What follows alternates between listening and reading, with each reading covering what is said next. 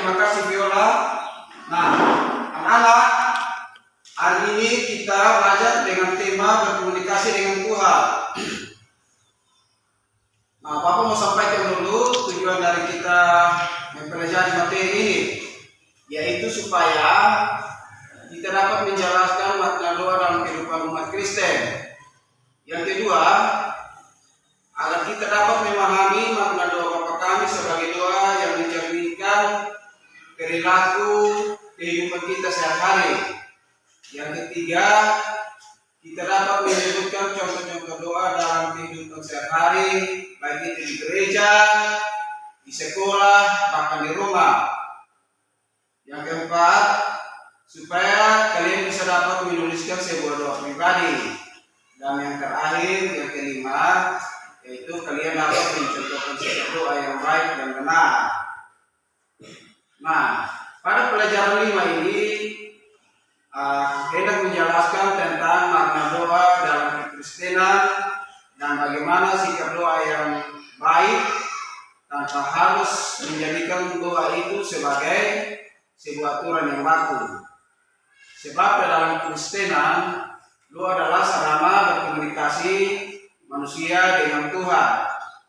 Nah, untuk itu Bapak mau membacakan beberapa ayat yang penting di dalam Alkitab yang menuntun kita untuk materi kita hari ini, yaitu Bapak akan membacakan bagi kalian semua dari Injil Matius pasal 6 ayat 9 sampai dengan ayat yang ke-13, dan Yakobus pasal 5 ayat 13 sampai dengan ayatnya yang ke-16. Baik, Bapak akan bacakan ya. Nah, itulah beberapa ayat yang Bapak bacakan bagi kalian, yaitu dari Injil Matius dan Yakobus. Nah, berdoa berarti kita sedang berkata-kata atau berbicara kepada Tuhan. Kepada siapa? Tuhan. Dengan berdoa kita menyampaikan isi hati atau kita menyampaikan cerita kita kepada Tuhan. Akan tetapi berdoa itu tidak pantas dilakukan secara sembarangan atau tanpa tujuan yang jelas. Apalagi jika di dalam doa itu ada keinginan kita untuk melakukan sebuah kejahatan. Itu tidak baik dan tidak diperkenankan oleh Tuhan. Nah, salah satunya adalah doa Bapa Kami yang diajarkan oleh Tuhan Yesus. Doa Bapa Kami ini merupakan doa yang sempurna yang diajarkan oleh Tuhan Yesus. Yang diajarkan oleh siapa? Tuhan Yesus. Tuhan Yesus. Nah, dalam doa Bapa Kami tahapan demi tahapan disusun dengan pemahaman yang mendalam mengenai kehidupan manusia dan kebutuhan terutama sebagai masyarakat. Secara utuh dan seimbang, Matius menuliskan doa yang Yesus ajarkan itu dengan menampilkan kemuliaan, kerajaan, dan rancangan Allah di dalamnya, baik dalam pengakuan terhadap Allah maupun dalam permohonan manusia terhadap yang terdapat di dalam doa tersebut. Namun perlu diingat bahwa doa Bapa Kami ini doa apa? Doa apa? Bukan bentuk doa baku yang atau bagi orang-orang percaya sehingga doa ini harus menjadi wajib. Tidak. Yesus tidak pernah mengharuskan demikian. Namun Yesus mengajarkan doa tersebut atau doa Bapa Kami ini sebagai sebuah model agar orang-orang percaya berdoa seturut dengan kehendak Tuhan dengan cara yang mencerminkan kerajaan Allah. Kerajaan Allah. Inti dari doa yang benar menurut kesatuan struktur doa Bapa Kami yang diajarkan oleh Tuhan Yesus di dalam Injil Matius ini adalah bagaimana kemuliaan Allah dinyatakan dalam seluruh aspek kehidupan manusia. Nah, ada beberapa yang terdapat di dalam doa Bapa kami yang dapat menuntun kita atau melatih kita dalam kehidupan kita sehari-hari. Yaitu yang pertama, di dalam doa ada sapaan kepada Tuhan atau ada pembukaan yang menunjukkan kedekatan hubungan kita dengan Tuhan. Misalnya ada kata Bapa kami yang di surga. Ya kan, di dalam doa Bapa kami itu dibuka dengan Bapa kami yang di surga. Nah, kata Bapa di sini anak-anak adalah sapaan seorang anak kepada ayahnya. Ini menunjukkan kedekatan si anak kepada ayah. Nah, ketika kita memakai kata Bapa, kita pun sedang menunjukkan kedekatan hubungan kita kepada Tuhan, yaitu hubungan yang dilandasi rasa sayang dan kepedulian. Itu unsur yang pertama. Unsur yang kedua, di dalam doa kita juga menyatakan kemuliaan Tuhan. Kata-kata yang Yesus pakai di dalam doa pertama itu adalah dikuduskanlah namamu, datanglah kerajaanmu, dan jadilah kehendakmu. Kita percaya bahwa Tuhanlah yang memiliki kekudusan. Nah, dan karena itulah Tuhan layak disembah oleh manusia. Kita juga percaya bahwa Tuhanlah yang memiliki kekuasaan dan pemerintahan yang sejati. Itu unsur yang kedua. Ini unsur yang kedua. Oke, unsur yang ketiga. Di dalam doa kita menyampaikan keinginan kepada Tuhan. Kata-kata yang Yesus pakai di dalam doa itu adalah, berilah kami pada hari ini makanan kami yang secukupnya. Ampunilah kesalahan kami dan janganlah membawa kami ke dalam pencobaan.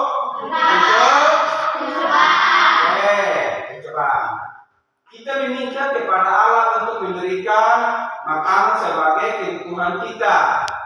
Melalui permohonan ini kita sepenuhnya bergantung kepada Allah. Berarti kita tahu bahwa Allah itu adalah sumber segalanya, sumber berkat, sumber apa saja yang kita minta pasti Yesus jawab. Asalkan kita minta dengan hati yang bersih, yang tulus, ya kan? Ya. Itu unsur yang ketiga. Unsur yang ketiga. Nah, melalui doa Bapa kami juga Tuhan Yesus mengajarkan kita bahwa doa Bapa kami bukan sekedar kesempatan untuk meminta daripada Tuhan segala sesuatu yang kita inginkan. Dalam doa kita juga perlu memuji. Jadi jangan hanya karena kita meminta saja, tetapi kita juga harus memuji, memuliakan, dan mengagungkan kebesaran dan kemahakuasaan Tuhan. Dalam doa Bapa kami juga diakhiri dengan sebuah kata yaitu kata amin. Amin artinya ya atau sungguh atau benar. Nah, dengan mengucapkan amin pada setiap doa kita telah percaya bahwa Tuhan akan memberikan yang terbaik untuk setiap doa kita. Ini dibenarkan dan diperkuat oleh teks Alkitab yang tadi kita baca dari Yakobus. Di dalam surat Yakobus tadi menyebut Tuhan mendengarkan doa yang disampaikan dengan sungguh-sungguh dan Tuhan mengabulkan doa kita menurut kehendak Tuhan. Yakobus mengingatkan kita bahwa doa yang dengan yakin disampaikan kepada Tuhan memiliki kuasa yang sangat besar,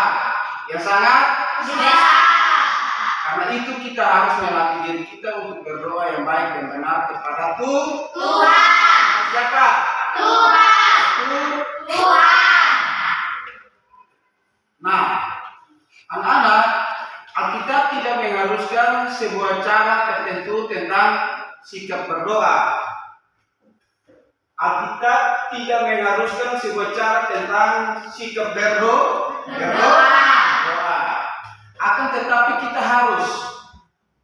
harus perhatikan dan dengan tidak bebas untuk kita mengatur doa itu sembarangan.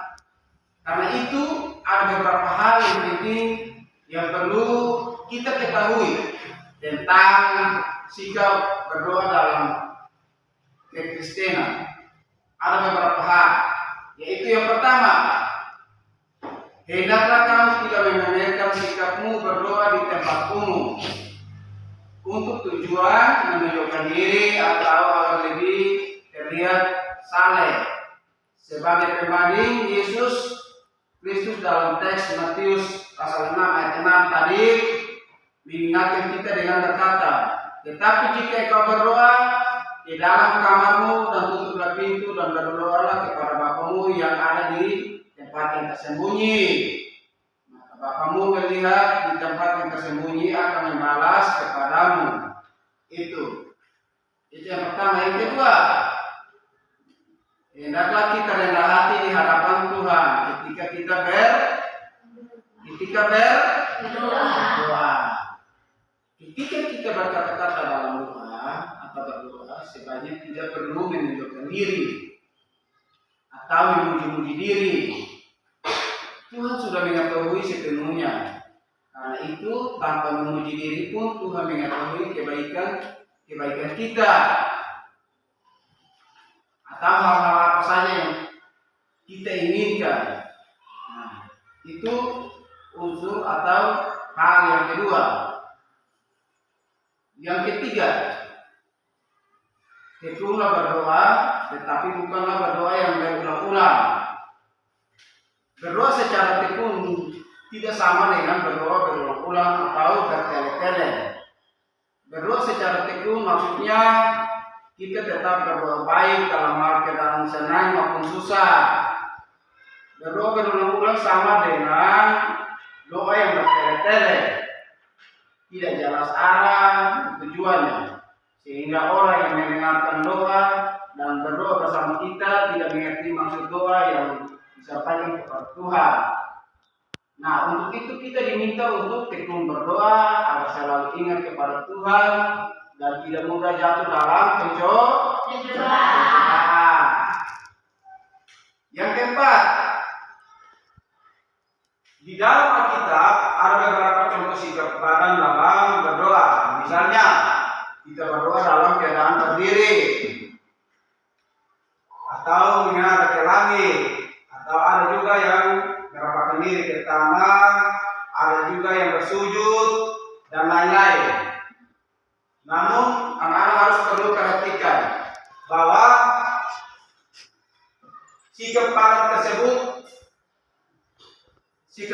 tersebut sebetulnya hendak menggambarkan atau mengungkapkan hati kita kepada Tuhan. Karena itu tidak ada aturan khusus bahwa doa harus berdiri atau duduk atau harus ini atau harus itu. Oke. Yang kelima, waktu berdoa sebetulnya dapat dilakukan kapan saja.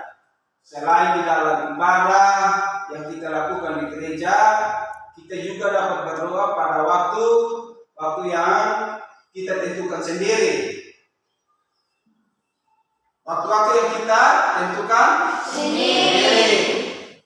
Nah, itu ada 5 hal yang perlu kita perhatikan di dalam kita berdoa.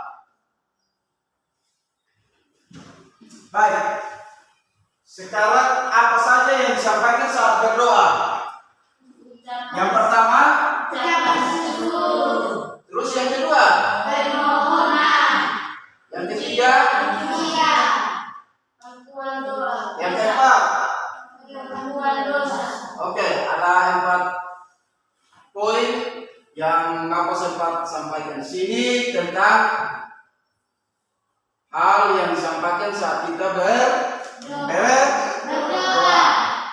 Bagaimana sikap doa yang baik dan benar? Yang pertama, yang kedua, menghormati Tuhan. Yang ketiga, memiliki hati yang bersih. Yang keempat, mengampuni orang lain. Ya. Jadi ini ada beberapa hal yang saya sampaikan menyangkut dengan bagaimana sikap doa yang baik dan benar dan apa saja yang kita sampaikan saat kita berdoa. Nah, sampai di sini ada yang mau bertanya? Tidak. Jelas? Jelas. Jelas? Jelas. Oke, baik. Kalau begitu ada beberapa gambar yang Bapak mau sampaikan atau menunjukkan kepada kalian semua yang menunjukkan bahwa orang sedang berdoa. Nah, di sini gambar yang pertama ini seseorang berdoa dengan berlutut. Bisa dilihat yang ini? Bisa. Oke. Yang kedua ada seorang anak perempuan yang berdoa dengan duduk dan melipat tangan. Yang ini bisa lihat kan? Bisa. Yang keempat juga ada di sini. Nah, ada lagi di sini ada perkumpulan anak-anak yang sedang berdoa kepada Tuhan. Lalu ada juga di sini gambar yang berikut ini ada sebuah keluarga yang mau menikmati berkat Tuhan, tetapi sebelumnya mereka awali dengan berdoa di meja makan. Lalu ada juga di sini ada pergumulan doa yang dilakukan oleh keluarga. Nah, kalau tidak ada pertanyaan menyangkut dengan materi kita hari ini, anak-anak coba buka di halaman 40 itu ada tugas yang nanti kalian kerjakan. Sudah semua? Sudah. Di situ ada beberapa tugas di situ yang nanti kalian kerjakan. Nah, sebelum kerjakan itu, Bapak mau sampaikan bahwa setelah itu nanti kita kumpulkan itu dan dibagi dalam bentuk kelompok. Jadi karena hari ini ada beberapa di antara kalian yang Bapak lihat tidak bawa buku bacaan itu, maka digabung menjadi 2 kelompok saja. Jadi yang 4 orang ini 1 kelompok, lalu yang ketiga ini 1 kelompok. Jadi pertemuan berikut nanti ketua kelompok dari sini mempresentasikan dia punya hasil kerjaan dan yang satu juga demikian. Bisa? Bisa. Baik.